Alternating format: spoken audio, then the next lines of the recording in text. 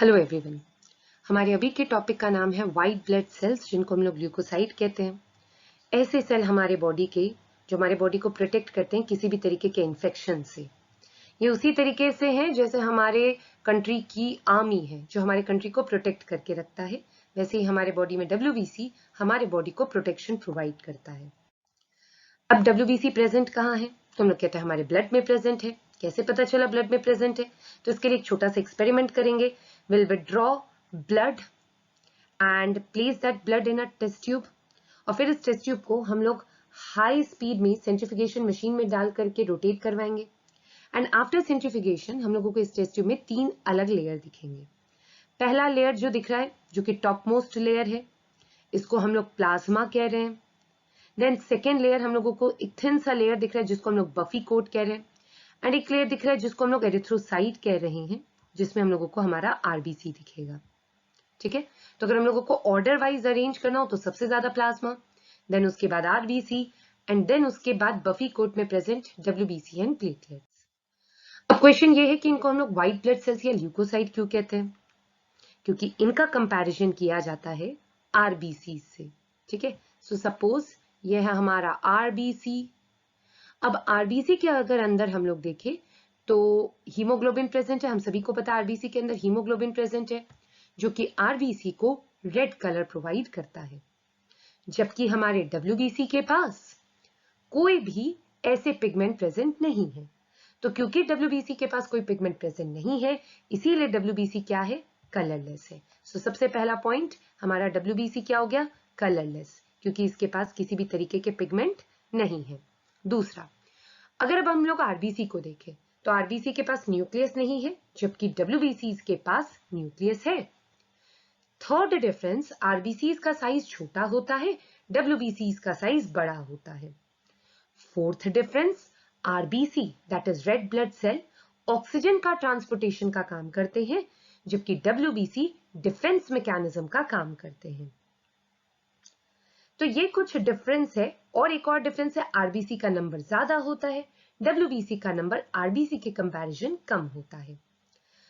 अब जो भी WBC जो हमारे ब्लड में प्रेजेंट है, the leucocyte present in peripheral blood और सर्कुलेटिंग ब्लड। अब क्वेश्चन ये है कि मैम पेरिफेरल ब्लड और सर्कुलेटिंग ब्लड क्या होते हैं? जो ब्लड हमारे वेन्स, आर्टरीज और कैपिलरीज में प्रेजेंट है उनको हम लोग पेरिफेरल ब्लड या सर्कुलेटिंग ब्लड कहते हैं। और इस ब्लड में जो WBC फ्लो करते हैं वो 2 टाइप के होते हैं, ग्रैन्युलोसाइट्स एंड एग्रैन्युलोसाइट्स। सो हम लोग समझते हैं कि क्या डिफरेंस है ग्रैन्युलोसाइट्स एंड एग्रैन्युलोसाइट्स। ग्रैन्युलोसाइट्स, जैसे यहाँ पे अगर हम लोग सबसे पहले देखें तो it is made up of granule and sites, मतलब इन सेल्स के साइटोप्लाज्म में, यहाँ पे अगर हम लोग ग्रैन्युलोसाइट सेल्स ड्रॉ करें तो ये हमारा एक ग्रैन्युलोसाइट सेल हो गया। इनके अंदर हम लोगों को क्या दिख जाएगा? इनके अंदर हम लोगों को दिख जाएंगे, इनके साइटोप्लाज्म में हम लोगों को दिख जाएंगे इस तरीके से ग्रैन्यूल्स। तो क्योंकि क्योंकि इनके ग्रैन्यूल्स, इनके साइटोप्लाज्म में हम लोगों को क्या दिख रहे हैं? ढेर सारे ग्रैन्यूल्स दिख रहे हैं लाइक दिस। सो इसीलिए इनको हम लोग क्या कहते हैं? ग्रैन्युलोसाइट्स कहते हैं। ठीक है, इनके साइटोप्लाज्म में हम लोगों को क्या दिख रहे हैं? तो इनको ऐसे ब्रॉडन, सो इनके साइटोप्लाज्म में हम लोग को ग्रैन्यूल्स दिख रहे हैं, that is why they are granulocytes.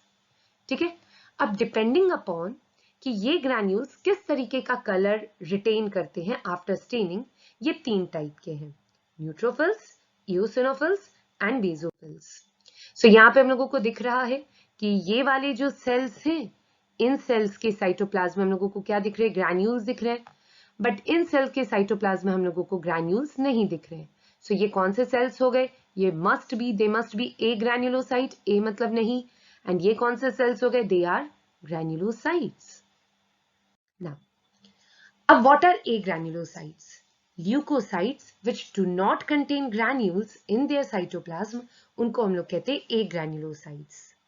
ये 2 टाइप के होते हैं, मोनोसाइट्स एंड लिम्फोसाइट्स। सो यहाँ पे हमारे पास एक डायग्राम है और इस डायग्राम में हम लोगों को क्लियरली दिख रहा है कि कौन से सेल्स ग्रैन्युलोसाइट्स हैं, कौन से सेल्स एग्रैन्युलोसाइट्स हैं। ठीक है, सो मेडिकल एग्जाम में ये क्वेश्चन भी आता है कि तो हम लोगों को बताना होता है कि इसमें कौन से न्यूट्रोफिल है, इओसिनोफिल है, बेसोफिल्स है, लिम्फोसाइट्स एंड मोनोसाइट। सो ये जिनके में न्यूक्लियस थोड़े डिजाइन टाइप के हैं, है ना। यहाँ पे अगर हम लोग ध्यान से देखें तो न्यूट्रोफिल, इओसिनोफिल, बेसोफिल्स में न्यूक्लियस थोड़े डिजाइनर दिख रहे हैं। तो इनको हम लोग डाल देंगे किस कैटेगरी में, इनको हम लोग डाल देंगे ग्रैन्युलोसाइट्स के कैटेगरी में। सो यहाँ से यहाँ तक हमारे granulocytes and lymphocytes and monocytes एक ग्रैन्युलोसाइट है। यहाँ पे एक हिंट है ताकि हम लोगों को और क्लियर हो सके। अगर हम लोग यहाँ पे लिम्फोसाइट्स के स्ट्रक्चर को ध्यान से देखें तो क्या दिख रहा है, लिम्फोसाइट्स के पास काफी लार्ज साइज का न्यूक्लियस है और ये न्यूक्लियस इतने बड़े साइज का है कि साइटोप्लाज्म किधर जा चुका है, पेरीफेरी पे जा चुका है। सो अगर हमें एमसीक्यू में ऐसा क्वेश्चन मिलता है जिसमें जो डायग्राम है उसमें न्यूक्लियस काफी बड़े साइज का है और साइटोप्लाज्म अगर पेरीफेरी में शिफ्ट हो गया है तो वो कौन से टाइप के डब्ल्यूबीसी होंगे, दे मस्ट बी लिम्फोसाइट्स। अब एक और इंपॉर्टेंट टॉपिक आता है जिसको हम लोग कहते हैं नॉर्मल डब्ल्यूबीसीज काउंट। मतलब हमारे बॉडी में टोटल कितने ल्यूकोसाइट्स प्रेजेंट है उसी को हम लोग कहते हैं टोटल ल्यूकोसाइट काउंट। सपोज अगर मेरे फिंगर पे एक छोटा सा एक छोटे से लाइक अगर हम लोग अपने फिंगर पे एक छोटा सा पियर्सिंग करते हैं तो 1 ड्रॉप ऑफ ब्लड आएगा। अब इस 1 ड्रॉप ऑफ ब्लड में टोटल कितने डब्ल्यूबीसीज प्रेजेंट है, यही कहलाता है टोटल ल्यूकोसाइट काउंट। ठीक है। सो ये जो 1 ड्रॉप ऑफ ब्लड है, एक अडल्ट में 4000 नॉर्मल केस के बारे में हम लोग बात करें कि इन अडल्ट नॉर्मली 4000 to 11000 पर क्यूबिक मिलीमीटर ऑफ ल्यूकोसाइट्स उनके उस 1 ड्रॉप ऑफ ब्लड में प्रेजेंट होता है। ठीक है। At the time of birth TLC सबसे ज्यादा होता है, दैट इज 25,000 to 10,000 to 25,000 and infant up to 1 year इनके में जो ल्यूकोसाइट्स होते हैं दैट इज TLC जो होता है वो 6,000 से 16,000 होता है। सो व्हाट इज TLC में हम लोग कहते हैं कि it is a summation of neutrophil, eosinophil, basophils, monocytes, macrophages, इन सभी का जो समेशन है that is total leukocyte count.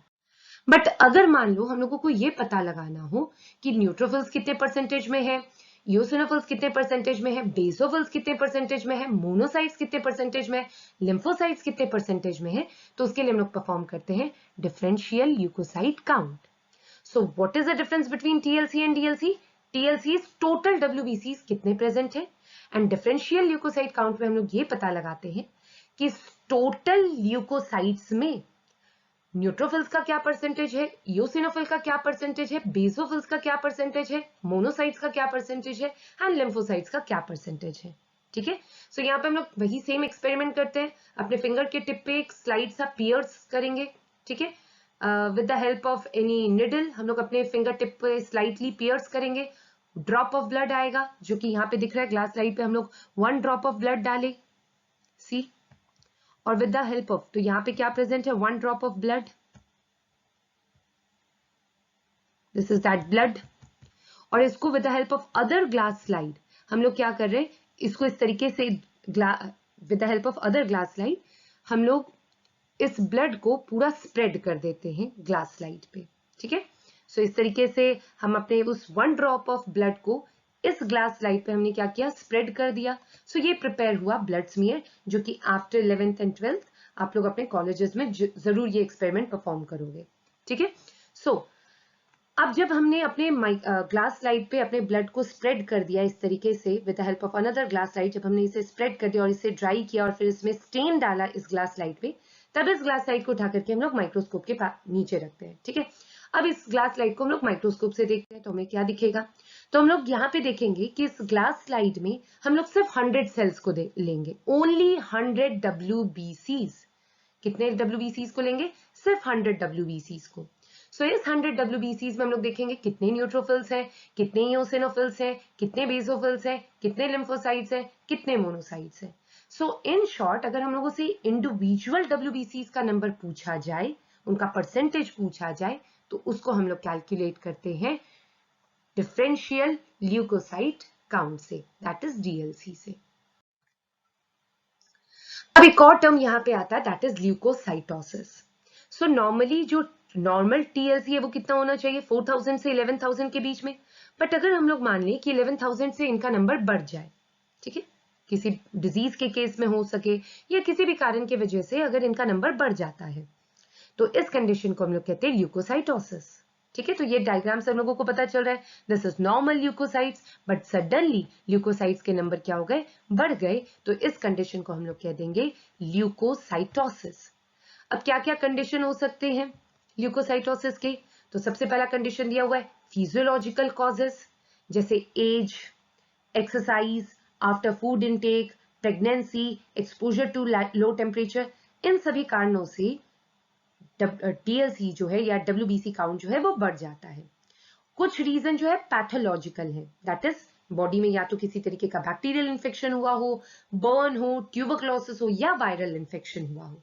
सो अगर बॉडी में किसी भी तरीके का इन्फेक्शन होता है तो इस केस में भी हमारा टीएलसी जो है वो या टोटल डब्ल्यूबीसी काउंट जो है वो बढ़ जाता है। सेकेंड टर्म आता है जिसको हम लोग कहते हैं ल्यूकोपीनिया और ल्यूकोसाइटोपीनिया। अब इसका मतलब क्या हुआ कि अगर 4000 से नंबर डब्ल्यूबीसीज का कम हो जाए, सो इसको हम लोग कहते हैं ल्यूकोपीनिया और leukocytopenia. Decrease in total WBC count below 4000 पर क्यूबिक मिलीमीटर। इस कंडीशन को हम लोग कहते हैं ल्यूकोपेनिया और ल्यूकोसाइटोपीनिया।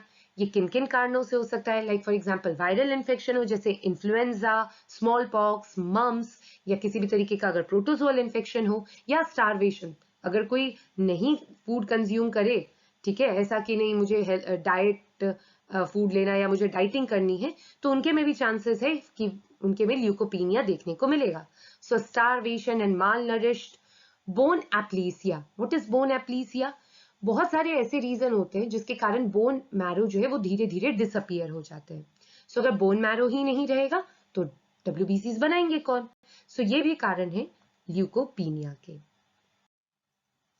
बोन मैरो, बोन ये जो सामने में दिख रहा है this is bone, and marrow are the semi solid tissue जो कि बोन में प्रेजेंट है। अब ये जो सेमी सॉलिड टिश्यू है ये कुछ ग्रुप ऑफ सेल से मिलकर बने हैं, टिश्यू है तो सेल से मिलकर के बने होंगे। यहाँ पे जो सेल्स मेनली यूज होते हैं उनको हम लोग स्टेम सेल्स कहते हैं। And what are stem cells? Basically these are dividing cells. So bone marrow क्या हो गए? बोन मैरो हो गए एक्चुअली में stem cells, that is dividing cells, जो डिवाइड करके हमारे बॉडी में आरबीसी, डब्ल्यूबीसी और प्लेटलेट बनाते हैं। तो अब बोन मैरो दो तरीके के होते हैं। पहले होते जिनको कहते हैं रेड बोन मैरो, दूसरे होते जिनको कहते हैं येलो बोन मैरो। सो क्या डिफरेंस है रेड बोन मैरो और येलो बोन मैरो में? Red bone marrow red in colour, yellow bone marrow yellow in colour. तो रेड बोन मैरो क्यों रेड है और येलो बोन मैरो क्यों येलो है? रेड बोन मैरो में बहुत सारे स्टेम सेल्स हैं, ठीक है, बहुत सारे स्टेम सेल्स हम लोगों को यहाँ रेड बोन मैरो में दिखेंगे। So, यहाँ पे बहुत सारे स्टेम सेल्स दिखेंगे, डिवाइडिंग सेल्स दिखेंगे, एंड ये एरिया वैस्कुलराइज्ड होगा, मतलब यहाँ ब्लड वेसल्स भी बहुत दिखेंगे। सो ये जो पर्टिकुलर पार्ट है ये यहाँ पे हम लोगों को बहुत सारे स्टेम सेल्स दिख रहे हैं, बहुत सारे ब्लड वेसल्स, दैट इज ये पार्ट वैस्कुलराइज्ड भी दिख रहा है, इसीलिए इस पार्ट को हम लोग रेड बोन मैरो कहते हैं। जबकि जो शाफ्ट पार्ट है बोन का, that is in the diaphysis part of bone, present है येलो बोन मैरो। अब येलो इसलिए क्योंकि यहाँ पे जो सेल्स है दे आर इनएक्टिव, एंड यहाँ पे अब धीरे धीरे करके किसका अमाउंट बढ़ने लगता है? तो फैट्स का अमाउंट बढ़ने लगता है। तो येलो बोन मैरो में क्योंकि फैट ज्यादा है एंड इनएक्टिव स्टेम सेल्स हैं, इसीलिए उसको येलो बोन मैरो कहते हैं। एंड रेड बोन मैरो में एक्टिव स्टेम सेल्स ज्यादा है जो डिवाइड करके ब्लड के सेल्स बनाएंगे, एंड ये रीजन काफी वेस्कुलराइज्ड है, इसीलिए इसको हम लोग रेड बोन मैरो कहते हैं। अब यहाँ पे हमारे सामने दो डायग्राम दिया हुआ है, एक छोटे बच्चे का दिया हुआ है इन्फेंट लेस देन 1 ईयर, और एक अडल्ट जो कि 25 ईयर प्लस है।